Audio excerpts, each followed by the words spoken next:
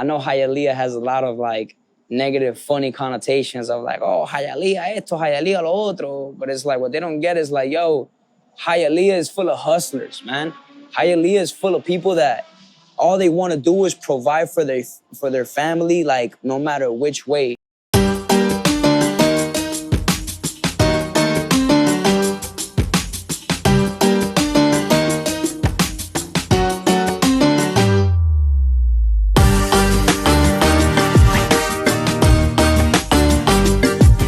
Today on the Miami Hustle, we got Luke Taleno pulling up. Yo, thank you for your time. We appreciate your time. We know you're doing big things in the city. For the people that don't know, where you from? Hialeah, Florida. Yes, sir. Born and raised? I was born in Cuba, Havana, Cuba. Raised in Hialeah, Florida. Damn, hey, raised in Hialeah. So you already know Hialeah is a huge part of Miami. It's where a lot of our soul and passion comes from. So we got a good community out there. Thanks. But let's talk about Cuba. When did you get to America or Miami? Yeah, so my parents were blessed by God, and they were able to come here on a plane when I was 3 years old.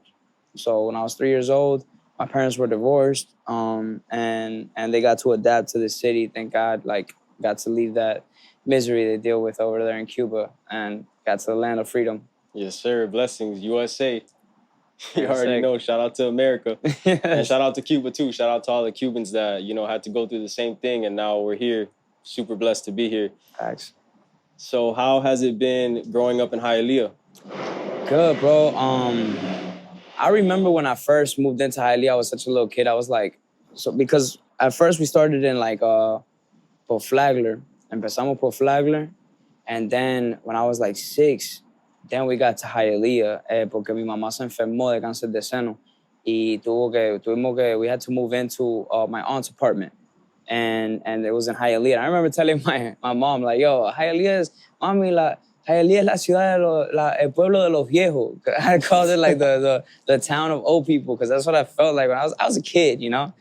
But man, little did I know this would make me to be who I am today. Like the people I was surrounded with, the culture of just hustlers, bro. Like people that left their country to be able to get here and work and actually earn for their family and provide for their family. And, you know, growing up, I got to see the good and the bad, you know, but I focused more on the good. But Hialeah has been like a huge part of who I am today. And I rep it very hard. Like it's difficult when people is like, not difficult, but it's like super weird when people ask you like, oh, where you from? And I'm like, Hialeah, Florida. And they're like, what's Hialeah? Yeah. It's like, Miami. You got to rep Miami first, and then you let them know you're from Hialeah in Miami, you know? I let them know Hialeah first. And when they say, what's Hialeah? I'll say, Dade County, baby. All right, there you go. That's a good one, too. Yeah. I mean, at the end of the day, it's where Hialeah is Miami, so, you know. Facts, 100%. Bro, shout out to Hialeah. Shout out to everyone out there. And then you said something happened with your mom, that you had to move out there? Yeah, so when I was a kid, my mom was diagnosed with breast cancer. Oh, wow. Yeah, she was diagnosed with breast cancer, and it was something very tough to watch, like, growing up as a kid, you know? I didn't really understand it. I just knew, like, my mom was going through something, and as a kid, all I knew what to do for her was just hug her, give her kisses, be there for her. But, yeah, then we moved to Hialeah, and we lived in my aunt's apartment, and that's where I used to sleep on the couch as a kid, not knowing, you know, I thought this is just life. This is what it is. And by the grace of God, bro, my mom is still here with us to this day. Yeah, thank God. Shout out to God. Shout out to your mom for going through that too. Yeah. I had an aunt that went through the same thing when I was young, and same. I didn't really know what was going through, like what she was going through, but I saw, you know, the chemotherapy and everything, and it's hard to deal with. But at the end of the day, you just gotta have a lot of faith. And like you said, you can only give her hugs and give her that good support, and that goes a long way sometimes. Yeah, staying positive is super important. Yeah, staying positive, sure. Bringing that good energy. It's not easy, man. It's like, especially like if you're not the one going through it, you don't really know what to do. You're not a doctor. You wish you could be. You wish you could just heal everybody, but all you could do is just keep your energy high for them to feel that, receive that, and maintain that good energy. And with that, you know, it could get you very far. Yeah, for sure. And so how long you been doing music? I've been doing music. That's a good question. That's a good segue. I've been doing music like I've been rapping since I was 11, but music has been since I was 13 years old. It all started when I was diagnosed with leukemia at 13. Oh wow, you were diagnosed with leukemia at 13? Yeah, 13 years old. Damn, you're a warrior, bro. Yeah, yeah. It was thank you. It was just it was it's the reason I am who I am today. I'm 26 years old, so like that was a while back ago. But How did that happen though? Like, were you were experiencing like I guess side effects, and then you went and got it checked out, or? bro, I could tell you, I could paint the day for you. I got home from school. I remember I had like karate class or something like that. Yeah, it was karate class. Went to karate class, felt super weak. Ended up like passing out, and I thought it was because of like dehydration, because like the sensei wasn't letting me drink water. And I called my mom. She took me home, and then I couldn't stop throwing up. And I went to the bathroom. I would throw up. I would throw up. I would throw up, and then to the point that I wasn't throwing up anything. It was just like acid and like blood, and it was like I was just there, puking and puking, and to forcing it out. And so my mom was like, "Nah, we gotta take it to the hospital." So she had to go to work. So she took me to my aunt's. At that point, we were already living in our own place. She had to take me to my aunt's. I was there waiting for my dad to pick me up, took me to the hospital, and it's just a bunch of waiting and me just waiting and waiting and waiting. Then eventually, everybody around me is crying. I'm just a kid. I don't know what. They found out that same night? Yeah, Yeah. that same night. Yeah, because they did. They ran a lot of blood work on me, and they saw the blood count. And they were like, "It's looking like it could be this." This is me finding out after that. They told me, but in that time, me myself, I didn't know what was going on. I was just there, like, because once they hooked the IV and they started hydrating me, I was already good. Like I wasn't throwing up anymore. I thought I was fine. And then that's when they were like, "Nah," you know. They tried to explain it to me, but I didn't really get it, because they didn't tell me, "Hey, you have cancer." They told me, "Hey, you have too many white blood cells, and what that does is it eats up all the red blood cells, and then your immune system goes down." And then me as a kid, I'm like, I don't know what's going on. Yeah. You know, I just think I'm sick and I'll be fine. It wasn't until like 6 months after treatment and like hardcore, like just chemotherapy and this, that I look up what's chemotherapy on the internet. And I read, oh, treatment for cancer. Yo, you didn't know you had cancer until 6 months after, throughout that whole process? Wow. Yeah. Was that like they were just trying not to tell you to keep your spirits up, or? Yeah. They were trying to look out for me. Yeah, because you were so young, bro. They didn't know how I would react, and it's also like, yeah, they were trying to look out for me, but I didn't know myself how critical it was, you know? I knew what I was going through was painful, because I remember the first month was the hardest month. They had to do like they had to clean my blood out. Like I remember ins and outs of just being dosed up with whatever they were giving me to not remember. Like they were purposely giving me stuff to not remember, like these moments. Wow. But they're just like, Was that part of the chemotherapy and everything, or that was just something? So like with leukemia is like basically your blood is dirty. It's got cancerous cells just flowing through your body. And so the first thing they did was they had to clean my blood. And so they stuck a tube into like my main artery, and then they drained all my blood from my body. That blood ran through a machine, purified the blood, and ran back to my body.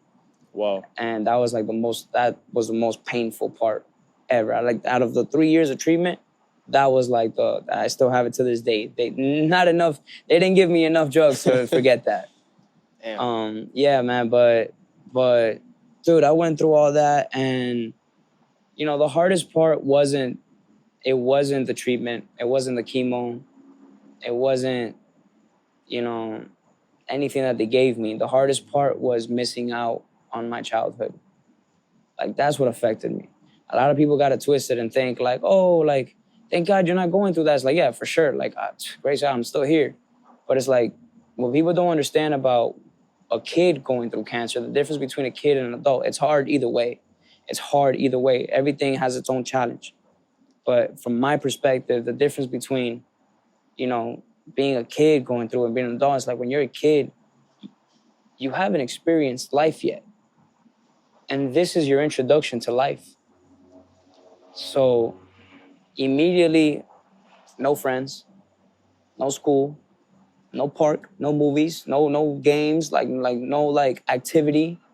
There's no going out playing basketball. It's just you in the hospital, like with these nurses and your family. Like my mom still had to work. My mom still had to pay rent. So there was nights that I was in the hospital alone, like just there. And all I had, bro, was music. All I had was a laptop or my phone or a notepad, whatever I could get my hands on, put a beat and just write. And I was writing so much, bro. Like I wasn't writing good stuff. I was writing a lot of evil thoughts. I felt like it was like just all the negative that nobody wanted to see from me, I would just put into a piece of paper because I didn't want to tell anybody like, yo, I feel this way. Yo, I feel this way, you know? Because I don't want to see them cry. I see everybody crying around me all the time. I don't want to make anybody cry. But like inside, I'm like, bro, I want to. That's very brave of you though, to keep it inside, and that's a very like unselfish thought to have, you know? Like I could tell these people how I'm really feeling, but I'd rather not. Like I don't want it to affect them. So Yeah. shout out to you, bro. That's not easy, man. I can't imagine going through that. And then like you said, just putting it on paper and not even telling people how you feel. I appreciate that, bro. Yeah, it was an interesting time, man, but I would go through all of it again. Damn, that's a bold statement right there. Yeah. I mean, it did make you who you are, like you said. So Yeah, because now I can lead by example. I'm here. I can show everybody God is real. You know what I'm saying? True. Shout out to God. I always like to shout out God whenever time, I can, man. bro. All Always the time. have faith, and I tell people all the time, with God's faith and His love, anything is possible. Amen. Like, that's how I feel, at least. Amen. That's how I feel exactly. How long was that process from getting diagnosed to then being able to just leave the hospital and live a normal life? So I was in treatment for 3 years, but I think a year and a half after treatment, they were able to be like, okay, you're strong enough to go back to school. Wow, so you were in the hospital for a whole year and a half? So no, I was in the hospital for 6 months. Like didn't leave the hospital for 6 months. Then after those 6 months, it was more like weekly checkups. And then once a month, I would be there for a week. So it was like I was there for a good amount of time, consistently. Like 6 months was like I didn't leave. And then for the rest, it was weekly checkups with a week of treatment in the hospital once a month. Yo, everybody count your blessings. I just got to say that because, you know, a lot of times, even me, like today, I was thinking like, damn, bro, I'm so busy and I got to do this and I got to do that. And sometimes I feel like I'm too busy, but then it's like, bro, you got to be grateful to be busy. You know, like count your blessings. Amen. No, amen. We get so caught up in the small stuff, bro. Oh no, this happened, this broke, or like so many stupid things that we get caught up. Oh, this person said this, or oh no, like look at this drama and this is going on, and it's like, bro, are you alive? Yeah. You got two arms, you got two legs, bro. Not everybody's blessed with that, bro. Like, what are you doing? You're breathing. You can wake up, smell the flowers. You can, there's always. It's like, as long as there's another day ahead of you, bro, like there's always a chance for you to improve. And it's just so easy to dwell on the negative, bro. That's what I'm trying to like push people out of. The thing about me is like, I'm very hardcore about it. Like I'm very aggressive about it. I'm very como que a tu cara, like, para de comer tanta mierda, despiértate. You feel me? Like, get out of that slump because what are you crying about? Like, even me, I'm human. There's moments that like today, I was like stressing out about something stupid and I realized I'm like, what am I stressing about, bro? Like, there's nothing to really like stress about. You just learn, you improve, you wake up, you do it again, and you gotta thank God that you could still do it. Because hay gente que no se despierta mañana, ¿me entiendes? You don't know. So yeah, count your blessings and always like, bro, make the effort to think positive. I was just gonna say, thank you for being a positive light in, I'm sure, other people's lives, because a lot of times, you know, like how you said, somebody could be complaining about something and then someone else will start complaining about that thing too and then complain about their life and their situations. But it does take a friend like you to just cut the shit and be like, yo, everybody shut the fuck up. We're all blessed, be happy, and let's move forward. Amen, bro. Yeah, dude, that's what I'm trying to be for everybody. And number one thing is I try to surround myself with that too, because I'm human. So it's like you are who you surround yourself with. And I had to learn that the hard way. Um, surrounding myself around negative people and this and that. Like, I always felt this light in my heart, but it was always dimmed by the environment I was in. Um, and in order for you to really like be a light, you need to surround yourself with light. Um, and that way, two is better than one, four is better than two.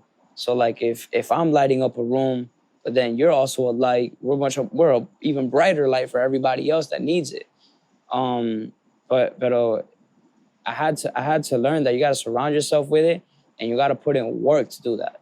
It's not like overnight, like, oh yeah, I'm just positive, happy dandies. It's like, no, like, you're gonna go through it, but are you willing to go through the mental effort that it takes to be like, I'm going through this, but at least I still have this. Okay, how can I overcome this? That's the mindset. How do I overcome this? Rather than, wow, I'm going through this. Forget what you're going through. How do you overcome it? That should be your initial reaction. Como lo supero? How do I become the solution rather than crying about the problem?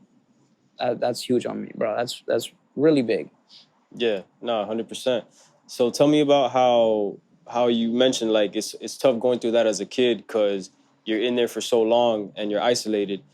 You tapped into the music and then you started writing, you started making beats, or just So how did my story with that is like I started making music. I had a friend in the hospital named Shayla Morales. Today is her birthday.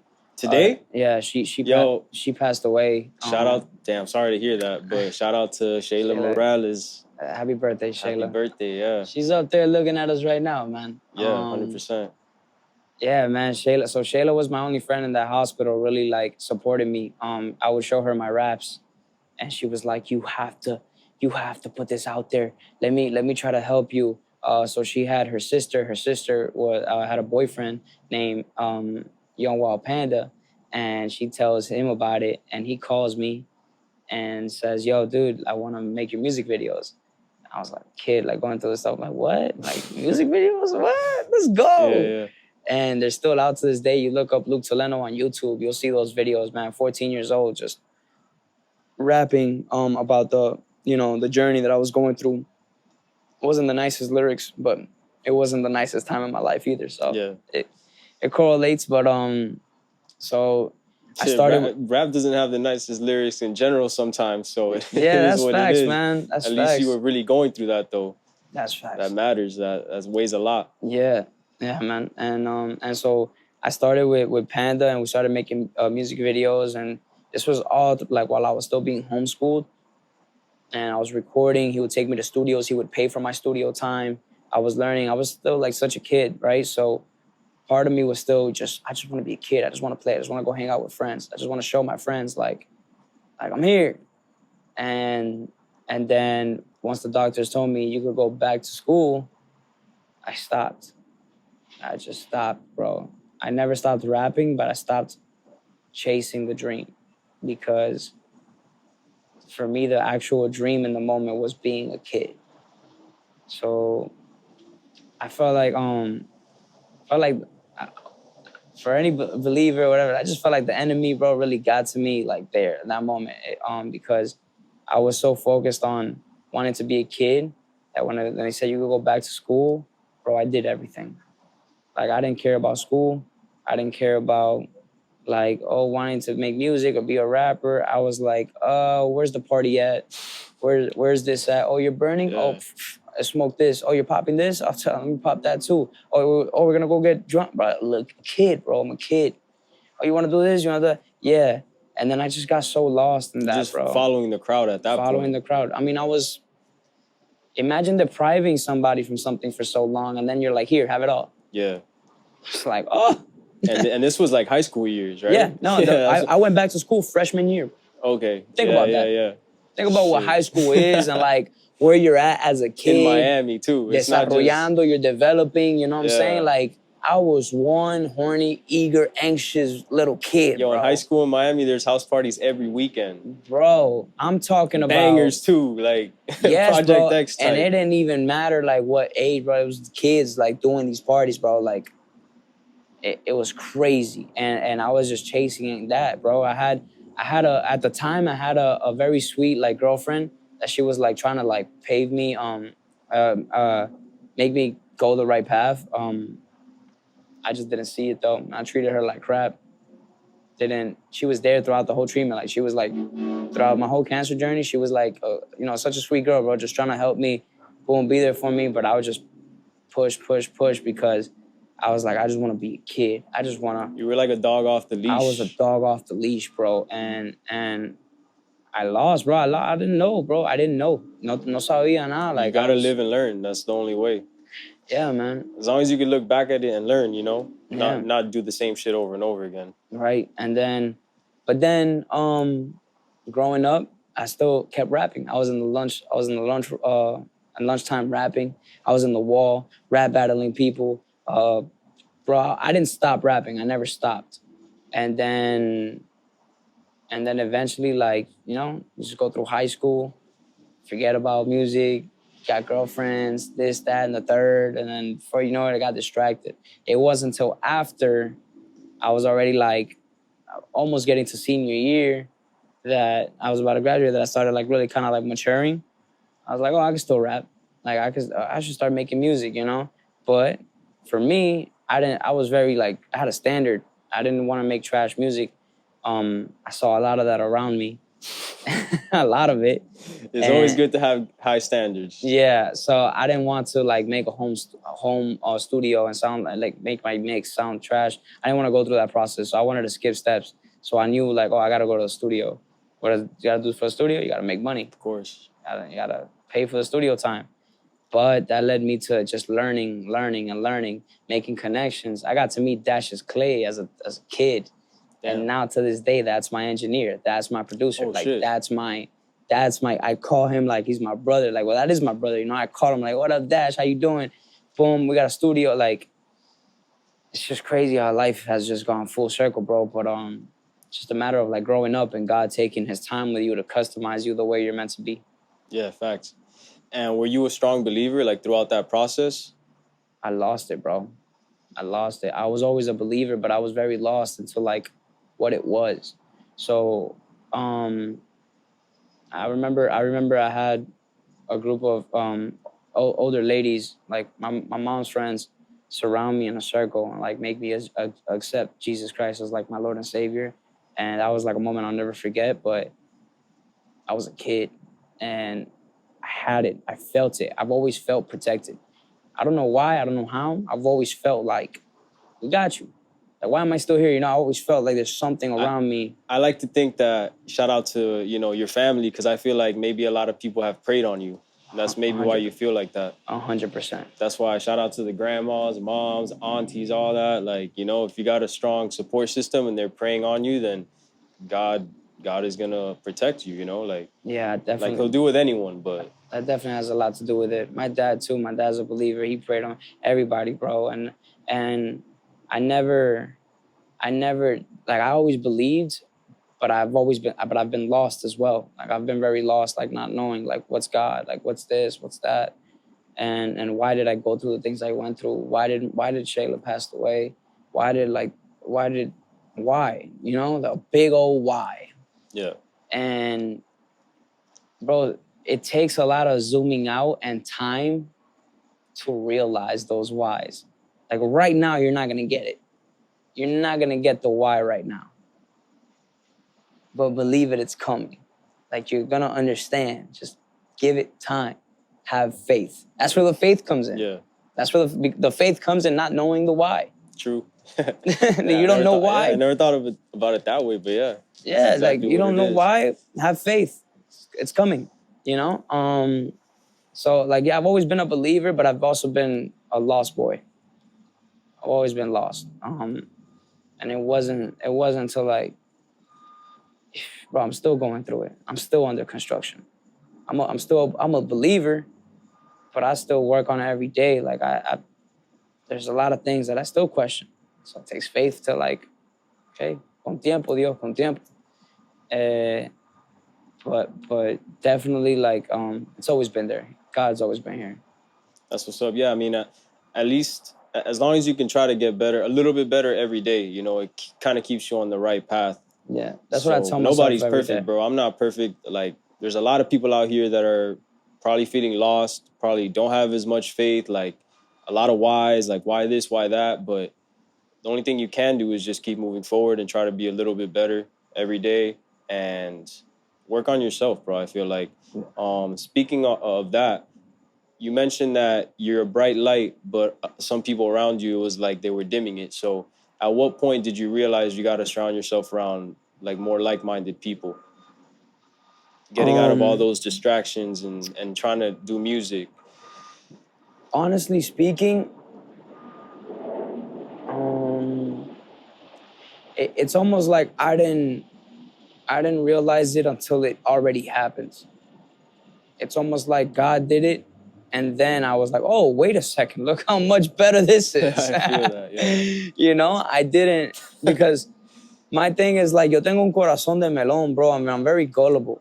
I'm very like, I try to I see the best in everybody, bro. I don't like looking, especially with broken people. I don't like to judge you off of your scars or your cracks. I like to see like, yo, look how well put together you were put. You know what I'm saying? Like, look how well like you've been through this and that. That's how I like to look at people. No matter what you go through, I just want to see the best in you. And then sometimes that works at fault. Sometimes I'm looking at something that's not even there.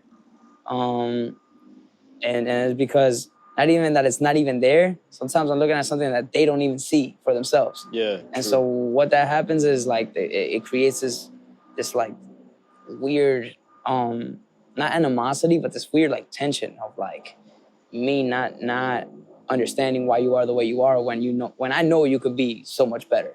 Yeah. You know? But It's that's almost like trying to push someone to be great. yeah. Or it's that saying like you could take a horse to a river, but you can't force it to drink or something exactly. like that. But my thing was, which I learned as I grew up. Mind you, this is like I'm talking to you from like my teens to like who I am today. My whole thing was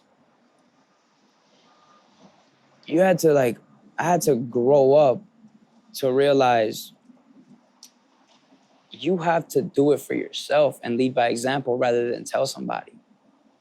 Like everything that I looked at someone else for, like every perspective that I had for somebody else was really a reflection of what I was trying to do for myself. So if I was telling somebody, stop doing this, really I was telling myself, yo, stop doing this. You like, why are you telling him if you're the one that needs to stop doing whatever, like, etc. Example, I'll tell somebody, yo, bro, like, why aren't you nicer to your mom? Dude, you just hung up on your mom right now. Like, what are you talking about? Why are you telling me? Take your own advice. You know? Yeah. So how are your words ever valid if you're not practicing what you preach? And that comes back to where I'm at today in life is lead by example. I don't want to tell y'all anymore. I don't want to tell anybody anything anymore. I'm done talking to y'all. I love y'all, but I'm done talking to you. I want to show you. That's where I'm at. Now, sometimes, bro, I like to express myself. Yo soy muy outspoken. And sometimes I talk too much, but, you know, that's who I am. Pero I'm at the point now where it's like my work is going to speak more than my words. You know, to the point that when I do talk, you're going to listen because my work is going to prove that, oh, okay, like he knows what he's talking about. That's what's up, bro. I 100% agree with everything you just said. You got to lead by example. That's the only way that people will follow. At the end of the day, you could tell somebody to do something or what they should do or this and that, but if you're not doing it, then nobody's going to do it, bro. Facts. You got to be like I said, lead by example. But so now, fast forward to out of high school, did you want to pursue something in college or did you just go straight to music? And how did that journey, like what is that taking you to? I know, yes. Shout out to you, you just performed at the Heat Arena. That's amazing, bro. Like that, I would think that's like a dream come true, like for anybody in Miami. Yeah, it was, man. It was, and that's amazing, bro. Yeah, for me, it was like, so that's huge. And not even just like performing there, but like the connections that I've made even working there. And it's been huge. I mean, okay, so like I got out of high school and no, I didn't have anything set in mind. I knew music was my passion. I knew songwriting, entertainment, and some way, sort or aspect, like that was my passion. Pero mama had to pay bills and I had to help my mom pay bills. So I got a job and I started working and I had to help my mom with bills. And I was still a kid trying to have fun. Oh, I'm an adult now, so now I get to go to certain places, and now I'm still in the itch of like wanting to live life, but it's time to still like have responsibilities. Like I had to help mom now. Mom's still struggling. Like I had to learn what it's like immediately to pay bills and manage your money, manage your time, develop relationships. Like, bro, just because you're an adult at 18 doesn't mean you're an adult, bro. Like, you're still growing up, and that's how I was in that stage. But I knew music was always my thing, and so I remained making music. And the little bit of money I had, I would go to the studio whenever I had songs like written. I would go record it. We were doing shows back when like Triple X was popping and all these people were popping in Miami with that wave. We were the ones, me and Skywalker the Don, we were the ones like throwing like the shows. He was like making all the connections. I was his right-hand man trying to like, we threw Lil Pump's. Like Lil Pump's first show was here in Miami at Mix and Masters. And we threw that show. Like Damn. we were around that, yeah. And we were building all of that up. And then it just fell apart again, surrounded by the wrong people. That wasn't a good like scene for me, especially like who I am, and that doesn't represent who I am, bro. I'm not into pill popping. I'm not into drugs. I'm not into like y'all could have that, but that's not for me, man. Like I don't see what's so good or fun or popping like about exploiting that to kids. You know what I'm saying? Like that shit is only gonna damage you. I don't care how corny it is or how, oh, you're such a, like, I don't give a fuck, bro. Like, all of y'all are goofballs. Like, that's just me being me, bro. Like, but then again, I don't know the pain that y'all are going through that makes you want to do that. So at the end of the day, I'm not going to judge you.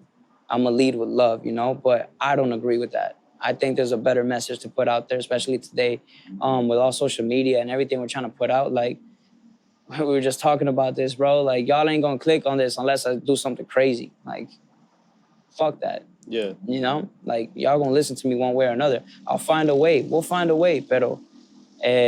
So I grew up around that. We were doing all that. And then once God weeded those people out of my life, I can't even tell you, I don't remember how it happened. It just happened where I wasn't around these people anymore. Actually, I can tell you what happened. I can.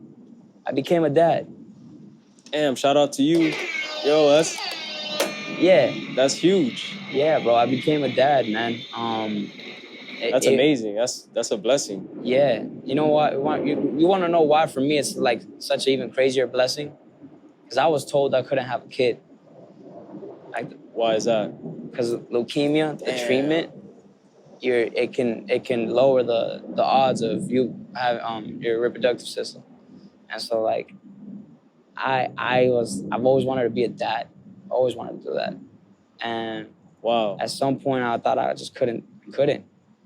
And God, extra blessings for real. That's amazing. Yeah, man, I call him a miracle baby. But it turns out, bro, like I got blessed being a dad, and that shift was, bro, I woke up.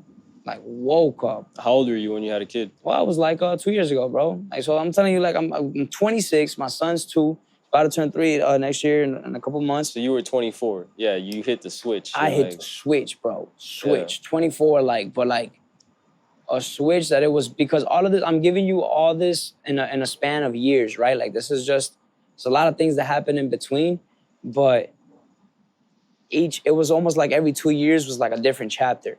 And when I turned 24, that I found out I'm having a kid, bro, my wife as my witness, bro, like I went from wanting to only go to work, get home, go play basketball, get back home, smoke weed, play video games, and wake up and repeat.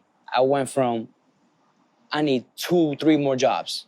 I need to work. I need a, overnight job, went to the other job, then went to the other job, then went like that. Like it was a nonstop grind. And that was with music, or you just put music to the side at that point? I put music to the side, bro. I put everything to the side. It was like, I need money. I need to hustle. Like shout out to the Miami hustle. Shout out Miami hustle, man. I need to hustle. And that's where it started, bro. And from there on, like God reminded me, like, yo, you still got something that I gave you that you're not using. You got a gift. You got a voice. You got talent. I always thought like, oh, rapping is just rapping, but I didn't realize what my rapping, like my story, my way of delivering the message could do for people. It might not be for you, but it might be for the person next to you, you know, like, and so empecé a trabajar, I started grinding, started working, and before you knew it, certain pieces started falling into place, and it wasn't until I got hired by the Miami Heat to just work and entertain people, like hype up the crowd, throw out t-shirts. It wasn't until then that I connected with myself, surrounded myself with good, positive energy, people with light, people that supported, people that wanted to see you grow. Same thing that I would see in people, they would see in me. Surrounded myself with that. And man, my first season was all about soaking it all in. But that summer, right after that season, solté Cuando Llegaré, my first song in Spanish. And that thing went, pew, 500,000 views on Instagram, 1,000 streams on Apple Music, Spotify. My first Spanish song ever. And that was 2 years ago? Yeah. Damn. Yeah. Yo, it's just the beginning. It's just the beginning, hey, bro. We're lucky to have you on the podcast, bro. It's only up from here. Thank you, man. That's why I'm eager, bro. And I understand. I appreciate you for this, bro. I appreciate you for this because, not no knock on anybody, but like sometimes, you know, having a set platform already and having certain people and a certain standard, you only allow certain people on the platform, you know? Like I don't have enough followers or enough views or enough clicks or this and that. But it's like, no, bro, it's people like you that is like, I don't care. What's your story? Where you from? From the place? Bet, come here. Come share. That allow me to grow, allow me to show people. And this motivates me more. This is only going to make me want to work harder. And so I thank you, bro. Thank you for the opportunity to be even to share this and share another story of what it is to live in Miami and hustle and provide, bro, because that's all I want to do, bro. I want to represent my city, and I represent Hialeah so much because I know Hialeah has a lot of like negative, funny connotations of like, oh, Hialeah esto, Hialeah lo otro. But it's like what they don't get is like, yo, Hialeah is full of hustlers, man. Hialeah is full of people that all they want to do is provide for their family, like no matter which way. Everybody has bad seeds, bro. Yes, I know that there's a bunch of people that have a Corvette even though they live in an efficiency in Hialeah. I get that. I get that. But right next to that stupid motherfucker is a single mom working her ass off to provide for her 2-3 kids, to take them to school, to wake up. Like, Hialeah has hustlers. Not only, but Hialeah is part of Miami. But Hialeah is where I grew up. I saw this, bro. I saw Cubans come from Cuba and start with zero, pero empezaron limpiando carro. Después limpiando carro, oh, voy a coger my CDL license. And then they got the CDL license and now they own their own trucking company. And then it's like, bro. That's, shout out to my dad, bro. That's exactly how my dad started. Like he came from Cuba and shout out to dad, you already know. He, and mom too, you know, but it's always been a struggle, but that's all he knew. And at one point, bro, I was helping him cut grass when I was in high school. And it's just because it is what it is. What else are we going to do? We got to cut our family's grass so then we can get referrals and then start this business. But then that didn't really work out. And it went from there to cleaning pools. And he started his own pool cleaning company. From 6 clients, now he has over 200, almost 300 clients. Praise and that's God. in the span of like 6 years. You know, so that's really what it is, bro. It's that itch. It is the hustle within us that we got to make a way. We got to find a way because we came from nothing, bro. Back in Cuba, they don't allow, I wasn't born in Cuba. Thank God, you know, shout out to my parents again. But they don't allow people to hustle in Cuba. So you got to get the fuck out of there and just be lucky enough to make it to America. To then once you're here, bro, we're really here now. Like, we're going to make shit happen. Can't take it for granted. Can't take it for granted, bro. Just think about, let alone forget hustle, right? You can't speak your mind out there, bro. Like, who are we to take this for granted? You can't even, like, speak your mind out there, bro. Qualquiera te echa pa'lante. Like, I had to learn all of this. Bro, I was born in Cuba and never went back. I still haven't gone back. Chill, same. I haven't, again, I wasn't born there, but I've talked about visiting Cuba. My parents are like, nah, bro. For what? Go somewhere else, bro. Don't even go out man. there. And that's sad, bro, because it's still our It is, island, yeah. bro. It's like where we came from. So it's like who wants to abandon where they came from? Nobody, man. Like your parents say that, but deep down inside, they know that I bet that if things were different, Of course, they'd go back in a 100%. heartbeat, bro. They'd Oh, move back, you know? They love the land, not the people that run the That land. run the land. So, yeah, man. but it is what it is. And I mean, thank you for, thanking me for doing this. Because at the end of the day, bro, the way that I see it is there's a lot of hustlers out here in Miami and Hialeah and all around us. So everybody has a story. Everybody's out here making sacrifices. And it's not easy to try to do what you love and as you're on the come up. But what helps is being around like-minded people. So for the hustlers out there that are listening, it's nice to get on the Miami Hustle podcast and look through all the hustlers that have been on the show and reach out to them because they're going through similar things that you may be going through. And at the end of the day, bro, like I may not have the biggest celebrities on the show. I mean, I have had some, shout out to all the celebrities that have pulled up. Super grateful for that because they believe the celebrities that have been on the show believe in you guys as much as they believe in me and the podcast because they know what's up, they know what it takes. But bro, this is a place where you're gonna see all the people that weren't a celebrity become a celebrity, and then you're gonna be able to go back and be like, oh shit, they were on the Miami Hustle 4 years ago. Yeah. It's like, yeah, because they said what they were gonna do and they didn't stop, they kept going.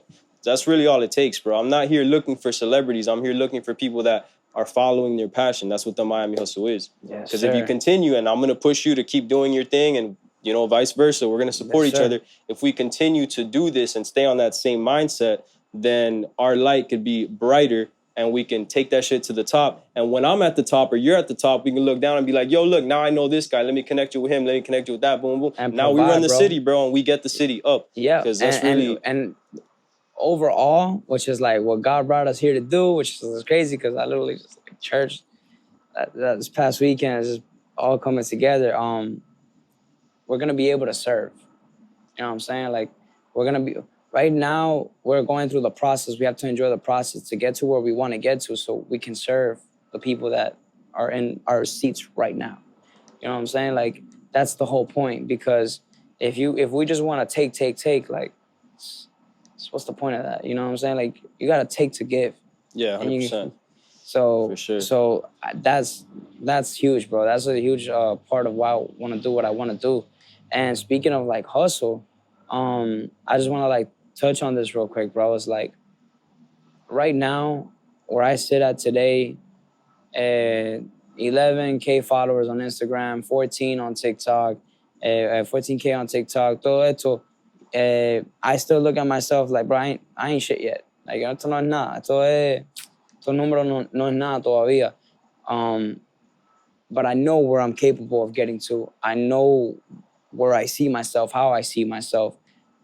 But it's not easy, bro. Like, no es fácil because I still got to work my 9 to 5. I still got to do overtime. I still gotta go live. I still gotta create videos. I still gotta edit the videos. I still gotta write the songs. I still gotta go to the studio. I still gotta pull up to the podcast. I still gotta go to this event because it's a good network event to go make connections. Like I still have to be a father. I still have to be a son. I still have to be a husband. I still have to be a brother. Like I still have to work on, bro. There's so much to do. Very little time to complain, bro. That's what the Miami Hustle's about, bro. I'm telling you, that's what it is. Like, it's not easy, but you got to make it happen. You got to sacrifice a lot, and you got to stay focused, be determined. Which is why I say this a lot right here that you see on my hoodie. No excuses. Work and sacrifice. Sacrifice, exactly. Like, and work. Yeah, that's man. all it is. 100%, bro. Yo, so you got into the Heat. You started working for them, and you got surrounded by the right people. That was 2 years ago, right? Mm-hmm. So tell me how the last 2 years have been in your life after that. Huge, and then we'll talk bro. about what you got going next. Huge, bro, huge. The last 2 years have been amazing. From making like my first 2 official like Spanish songs, both giving a huge shout out to Hialeah. The most recent one has been Welcome to Hialeah. For those of you who don't know, out on all platforms. Collaborated with Mark Anthony Silvat. That song did it, bro. Like that song is doing it, still doing it. It allowed me to really put on for the city. So I've been working with the Miami Heat. I got to perform for the Miami Heat. That was a dream come true. The mayor of the city of Hialeah knows who I am. The council of the city of Hialeah knows who I am. Not only am I putting on locally, but then I've also been able to tap into an amazing community on TikTok. For those of you who don't follow me on TikTok, you should. I don't know if that thing's gonna disappear or not, but yeah, enjoy it while you still can. Tell them your username. Luke Taleno. It's Luke Taleno everywhere. Luketaleno. Not Talano, not tomato, not tomato. Luke Taleno. Pero yeah, man, I've been tapped into a great community on TikTok. I've been out there freestyle rapping, doing battle raps on live shows, and I got to tap into this amazing community all across the world. People from UK, people from Texas, all over the United States, Nigeria, like all over the world. I've been able to tap into this beautiful community that understands my story, supports my message, and literally support me to the point that I've been able to do what I do today and still push through what I do today through their support. And it's only the beginning. Like, it's literally just started, which is why, like, this being here is, like, so special, because for me, it's like another stepping stone, bro, another opportunity to share my story. And the past 2 years have been very progressive and very exciting for what is to come, but it's only the beginning. Yeah, 100%. And I mean, this is documented. That's the beautiful thing about a podcast, is what you're talking about now is going to be pretty much set in stone. You know, you can always look back at this interview and see where you've come from, where you were at, and then 2, 3, 4 years later, see what had happened after that. Because you're about to take off, bro. I truly believe it. I know the city's going to support you because you rep the city, you love the city, and at the end of the day, bro, we know Miami. We fucking love our city, bro. So we got to support 100%. every artist that comes out of here, because we're lucky to be in Miami, bro. When Facts. it comes to America, the top 3 cities I would say is LA, New York, and Miami. Facts. So we got to stick together, triangle. bro. Yeah, we just got American triangle. So now with everything that you've gone through and everything that has happened the last 2 years, where do you see yourself the next year? Let's say November right now, 12 months from now. 12 months What from do you now? got planned? Well, what I envision myself is still the beginning. Still continuing to do what I'm doing now at a bigger scale, considering how consistent I plan to be, and I'm being now, no matter how many bumps on the road I have. I see myself still doing what I'm doing now, just a lot more deals, a lot more connections, a lot more music, for sure. Music videos, skits, a lot more innovative ways of me sharing my message. That's only a year from now. There's a bigger dream that I have in mind, at like the end game, like the final boss. But like as of a year from now, it's what I'm doing right now at a bigger scale. Things are looking up 100%. I appreciate that, bro. Yeah, man. And I just want to like let everybody know, bro, like at the end of the day, none of this is on your timing. You think it is. It's not. You just got to stay focused on what you have in front of you right now. Work with what you got. Stay consistent. Learn. Nobody is too good to learn. Nobody's too cool to learn. Like, nobody's too cool to lose. You know what I'm saying? Like, it's just a matter of how you get back up and you pick that and you obsess about it. How bad do you want it? I know I want it bad, bro. Like, I want it so bad. I just want to be able to make a living off of what I love to do, which is music, create, entertain, act, all that, and be able to provide and serve like something positive for the people, you know? So like, just stay consistent. That's literally the main thing of it all. Anything in life, you could be a chef, a plumber, or freaking, you can work at McDonald's, bro, but like consistent. Stay consistent. What do you want to do? You want to do that? All right, consistent. Show up. Yes, Show sir. up. And shout out to Yuli Monster Diaz. You already know he's the one that said that's his word, consistency. And it's true, bro. When he was on the podcast, he said consistency is key. And like you said, in anything that you do, bro, whatever you decide to do, stay consistent and good things will happen. And to go off of consistency, bro, what I would say is don't think too much, just go out and do it. A lot of action behind what you love, because if you do what you love, you're going to learn a lot. If you just think about what you love and think about doing it, and you think about the right way to do it and think about how to do it, you're not going to do shit. You got to just do it and do it and do it and love what you're doing, and then you'll learn, bro. The right people will come into your life and things will start falling into place, but you got to fucking move. That's why you got to be the Miami hustle, bro. You can, don't just talk about it, be about it. Like, we sit here and we talk, but trust me, when the cameras are off, we're fucking out there. Back to it. Yeah. We're back to it. And bro, I just want to say, like, yo, shout out to Yuli, bro, and shout out to his son, bro. Yep. Shout out to you, big dog. Like, yep. Damn, bro, out of this whole podcast, this is the one time I get emotional, bro. Like, shout out to you, man. You are doing what I wish I would have been doing at that age. And so, like, I get like this because, like, that means a lot, because I see myself in that kid, you know what I'm saying? And so I just think, like, that's so amazing. And for Yuli to, like, push that, bro, like, shout out to y'all, bro. Y'all really do represent Miami in such a positive way, bro, that I'm right behind y'all, bro. I'm with y'all, dog. That's all it is. Shout out to Yuli. Shout out to Yuli Jr., the monster. You already know, monster, bro. He really is out here inspiring everybody that he comes in contact with, and he's a true definition of a warrior, but also a very positive person, bro. That kid, and shout out to his dad, of course. But that kid, when you meet him, bro, it's just positive energy, nothing but positivity, nothing but love. And, you know, thank God for him, thank God for Yuli and his family, and for, you know, pushing him to be the way that he is, bro, because it truly is a blessing. And anybody that he meets, it's just a blessing to be around. I'm telling you, bro. I watched this interview, I watched it, and I just saw, like, me. I was like, man, if only, you know what I'm saying? Like, I looked at it like such an inspiration. I'm like, that's what we need. That's what the youth needs.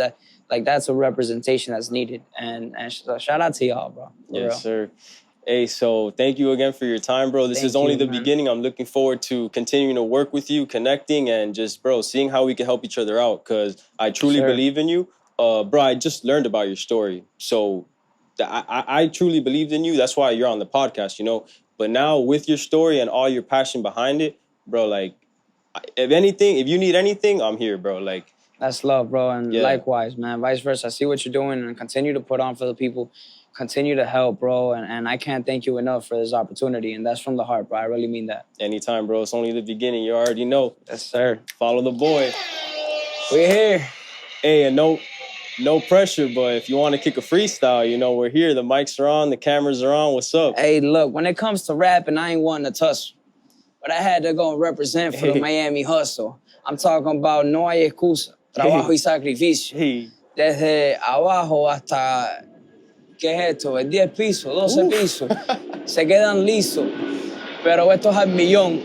Volando en el espacio como fuera del avión. Esto es lo que hay, papo, para que aprenda. Conmigo no se miente, pero esto se sienta. Ok, so escucha. Trabajando todos los días. Consistency.